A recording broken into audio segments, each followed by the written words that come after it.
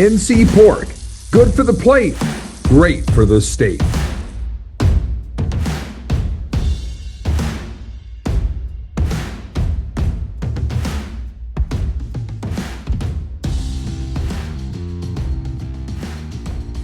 Well, guys, let's go through the week schedule in the Atlantic Coast Conference. Coming up on Thursday night, it's going to be NC State at Wake Forest, 7:30 p.m. game on ESPN. Who do you like, Brew, the Wolfpack or the Demon Deacons? I'm going to tell you what, I got to go with the veteran experience. I got to go with Coach Dorn. I got to go with the Wolfpack. What do you think, Jim? I'm going with the Wolfpack also. Going with the Wolfpack. 2 for the red and white. Let's go to Friday night, September 12th. The Fighting Toothpaste of Colgate on the road at the former Carrier Dome against Fran Brown and the Syracuse Orange. That game on the ACC network at 7 bells on Friday night. Boy, Coach Brown had the Orange out there running sprints. He's going Herb Brooks on Syracuse after their game this past weekend, and that was a win. Do you think that his message may be getting across to his team this week, Jim? I would think that the message came loud and clear after that game. Matter of fact, I was listening to a national show earlier today, and they were highly critical of Fran Brown and how he handled that situation. I thought it was a hell of an idea. I thought he was not happy with the way they played and their effort, and he let them know it very quickly rather than let them sleep on it and feel good about winning. So I think it'll be an interesting situation there. Obviously, we think Syracuse is going to win that one. The only thing that I felt bad about with what Fran did, Mike, is I thought Jim Mora and the UConn football team played their tails off at Syracuse. They played their tails off. They played well. They had every right to win that football game, and so. I felt a little bit bad about Fran maybe showing them up a little bit with running on the field, because I'm going to tell you what, let's not act like it's a surprise that UConn is a good team. UConn's a good football team. And Jimmy Mora knows how to coach ball, but anyhow, it's fun. Fran, that everybody got a kick out of it. Everybody in the nation saw Fran's team running sprints after the ball game, and so they wanted to talk about it. So, but it's all good.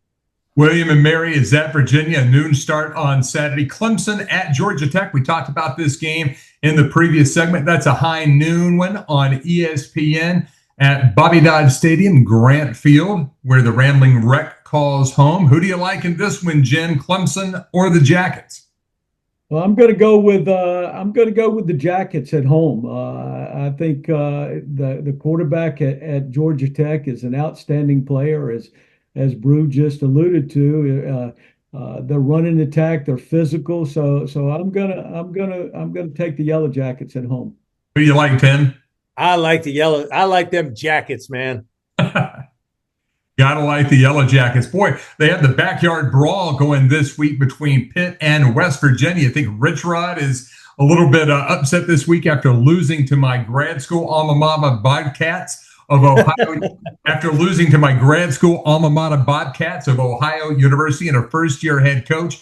We'll go ahead and move along from Pitt, West Virginia, and go into Richmond and North Carolina. I think we're going to go with the Tar Heels there. SMU is up against Missouri State. South Florida and Miami is an interesting one. Alex Golish and the Bulls, fresh off that big upset at the Swamp, now trying to do it to Mario Cristobal in Coral Gables.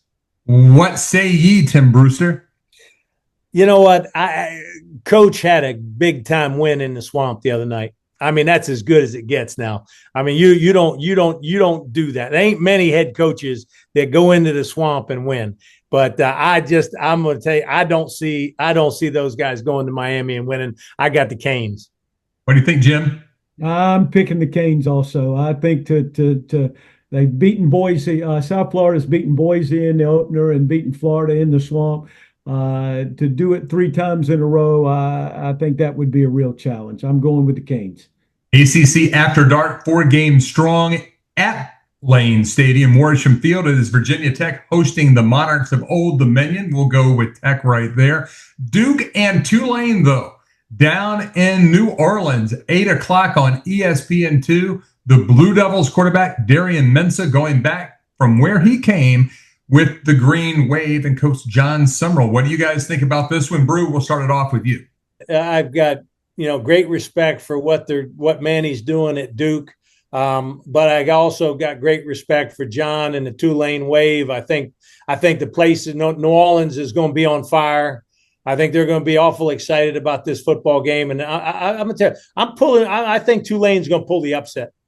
I'm going with Blue Devils. I think Manny will have the Blue Devils ready to play, and I guess maybe I'm picking with my heart rather than my brain. But I really do think Manny will have them ready to play and go into New Orleans and come out with a win.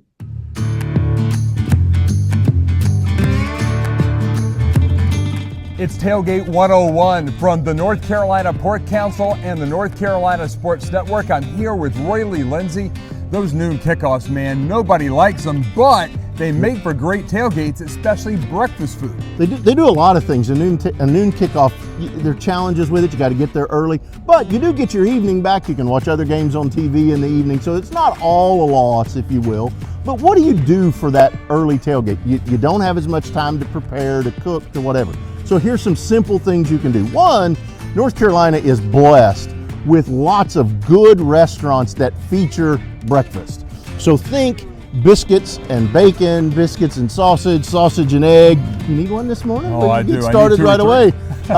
But you can stop by, you can pick up biscuits and take with you. Those are easy to unwrap, easy to have. But if you want to make them yourself, go ahead and cook the biscuits. You can cook them the night before. You can take them to your tailgate, throw them on the grill just a little bit to warm them back up. It'll make them a little softer. You can get them hot again. Throw some bacon, throw some sausage on there. Again, you can pre-cook the sausage, throw it back on the grill to heat it back up, and easy to make biscuits, and you've got them. One of the things that I've always done for breakfast is burritos. Breakfast burritos are easy. You throw your skillet on top of your grill, you throw some eggs in there, some onions, some peppers, throw in some sausage and some bacon, and you've got an instant breakfast burrito. Tips for making burritos is you will always buy more tortillas than you think you need. And when you get there, you're always going to have tortillas left. I did it for 15 years, and we always brought tortillas, and we always took tortillas home. It never failed. We had more than we needed. So about half as many tortillas as what you think you need is what you really need for breakfast burritos. But breakfast is easy.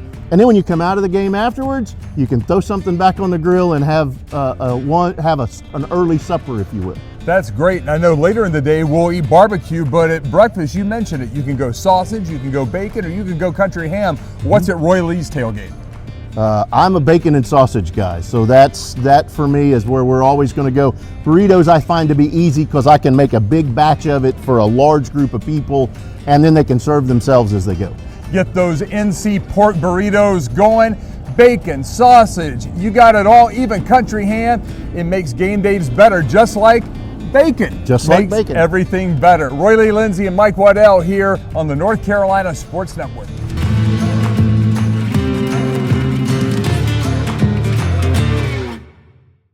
Boston College takes on Stanford at 10:30 Eastern time there on the farm.